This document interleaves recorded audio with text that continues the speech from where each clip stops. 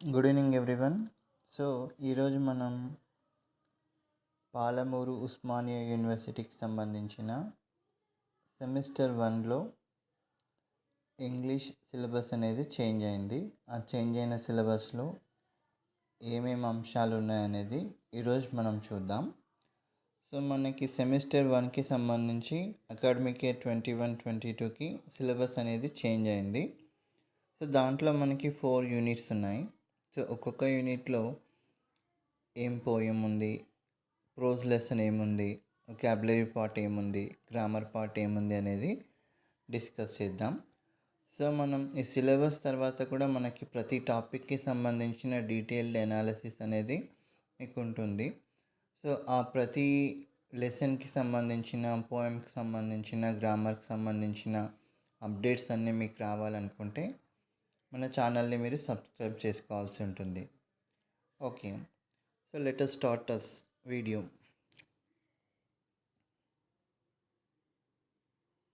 So first యూనిట్లో మనకి poem ఉంది. So the title of the poem is in the bazaars of Hyderabad. So name of the poet is Sarojini Naidu. So మనకి పోయంలో ఏముంటుందంటే, so the poem is in the form of conversation between the poet and vendors. So మనకి Sarojini Naidu vendors తోటి, తర్వాత sellers తోటి, gold Smith తోటి, peddlers తోటి మాట్లాడినప్పుడు అక్కడ జరిగే కాన్వర్జేషన్ ఏముంటుంది, వాళ్ళకు ఏం ప్రశ్న అడుగుతుంది, వాళ్ళు ఏం సమాధానం చెప్తుంది, ఇదంతా మనకి in the bazaars of the Hyderabad అనే పోయంలో మనం చూస్తాం. తర్వాత ఇంకొకటి ప్రోజ్కి సంబంధించి ఫస్ట్ యూనిట్లో the eyes are not here అని లెసన్ ఉంది. అది name of the writer is Ruskin Bond. So మనకి ఇందులో రస్కిన్ బాండ్ ఏం అంశాన్ని మనకు తెలియజేస్తారంటే, బ్రీఫ్గా 2 or 3 లైన్స్లో దానికి సంబంధించిన సమ్మరీ చూద్దాము. సో మనకి ఇందులో నారేటర్ వచ్చేసి బ్లైండ్ పర్సన్. సో అతను ముసోరి అనే ప్రాంతానికి ట్రావెల్ చేస్తున్నప్పుడు ట్రైన్లో అతనికి ఎదురైన ఎక్స్పీరియన్సెస్, అతను ఎటువంటి పరిస్థితులను ఫేస్ చేశాడు, what are the experiences when he was travelling to Mussoorie, ఆ ప్రాంతానికి ట్రావెల్ చేస్తున్నప్పుడు అతనికి ఎదురైన అనుభవాలని గురించి మనకి ఇందులో షేర్ చేసుకోవడం జరుగుతుంది. సో మనకి వొకాబులరీ పార్ట్కి సంబంధించి వర్డ్ రూట్స్ అనే టాపిక్ ఉంది. సో మనకి రూట్ అంటే ఏంటంటే, smallest meaningful unit that form the main part of a word is called its root. So మనకి చిన్న భాగం అనేది ఉంటుంది. సో అది మెయిన్ పార్ట్, దానికి సంబంధించి. So we can say this is a meaningful unit అని కూడా చెప్పొచ్చు మనం. The smallest meaningful unit that forms the main part of the word is called its root. For example మనం ఫ్యాక్ట్ అనేది ఉంది. సో దీన్ని రూట్ వర్డ్గా చెప్పొచ్చు. దాని నుంచి ఫ్యాక్టరీ అనేది ఫామ్ అవుతుంది,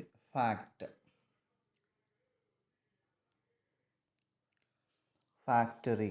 సో ఇంకొక వర్డ్ గ్రాఫ్ అనేది తీసుకున్నట్లయితే we can form a word autograph.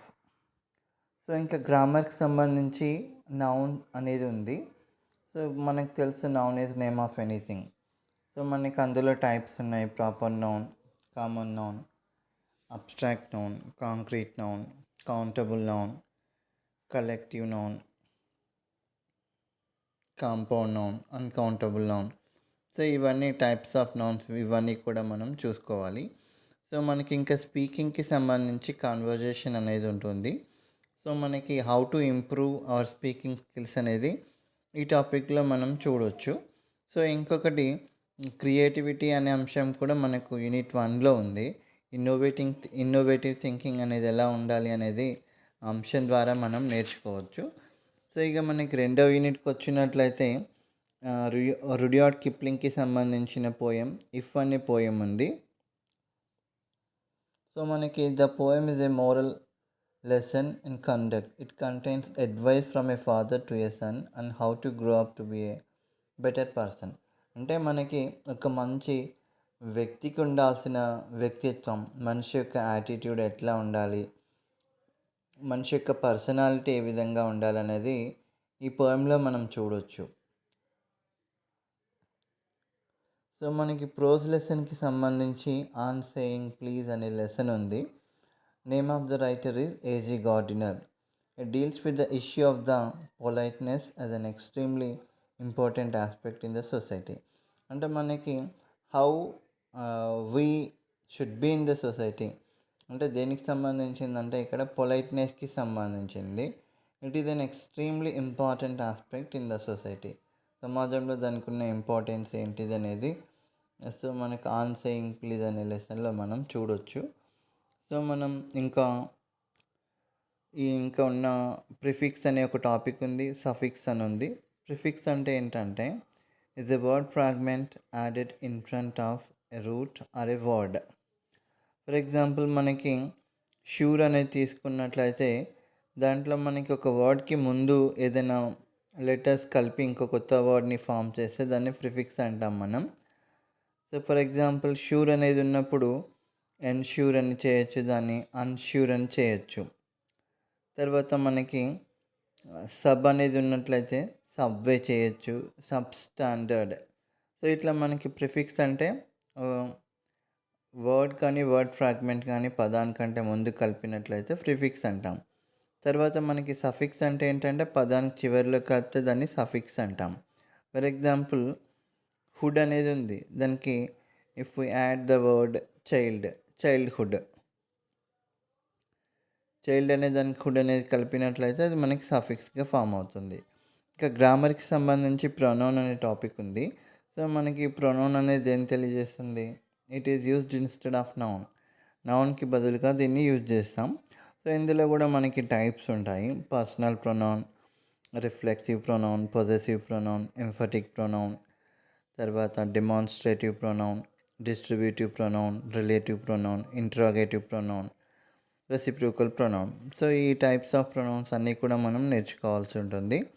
So మనం ప్రతి టాపిక్ గురించి ఎక్స్ప్లెయిన్ చేసేటప్పుడు మీకు డీటెయిల్గా చెప్తాను అది. సో మనకి ఇంటర్పర్సనల్ స్కిల్స్ అనేది ఉంది ఇందులో. ఇంకా interpersonal skills are the skills that are we use every day when we communicate and interact with others. So మనం interpersonal skills are nothing but how hour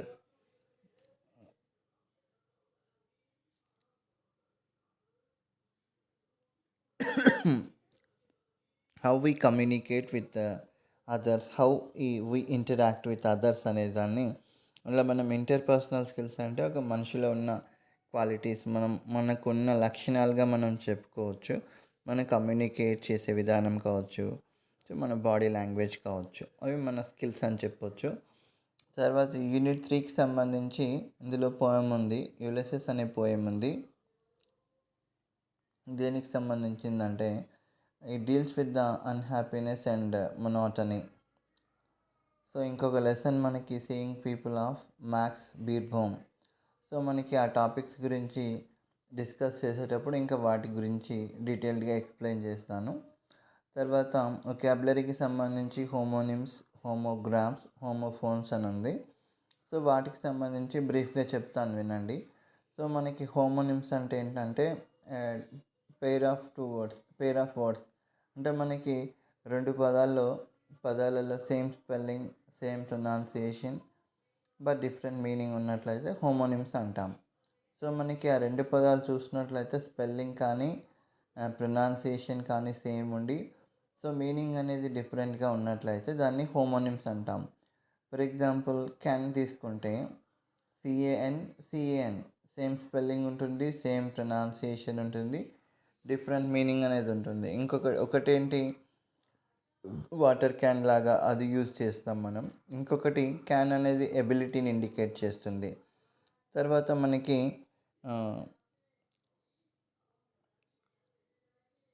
హోమోగ్రాఫ్స్కి సంబంధించి హోమోగ్రాఫ్స్ అంటే ఏంటి? Same spelling but different pronunciation and meaning. So మనకి ఇందులో కూడా రెండు పదాలు ఉంటాయి. స్పెల్లింగ్ అనేది ఒకే విధంగా ఉంటుంది, కానీ when it comes to pronunciation and meaning that will be different. For example, MINUTE అనేది ఒకటి ఉంటుంది. దాన్ని ఒకటి మినిట్ అని చదువుతాము, ఇంకొకటి మైన్యూట్ అని చదవాల్సి ఉంటుంది. ఇంకా LIVE ఉంది కదా, ఒకటి లీవ్ అని చదువుతాం, రెండోది లైవ్ అనేది చదువుతాం. ఒకటి మినిట్ అంటే 1 నిమిషం అని చెప్తాము, తర్వాత ఇంకొకటి మైన్యూట్ అంటే సూక్ష్మమైన అని చెప్తాము. సో లీవ్ అంటే నివసించుట అని చెప్తాం, ఇంకొకటి లైవ్ ప్రజెంటేషన్ ఉంటుంది.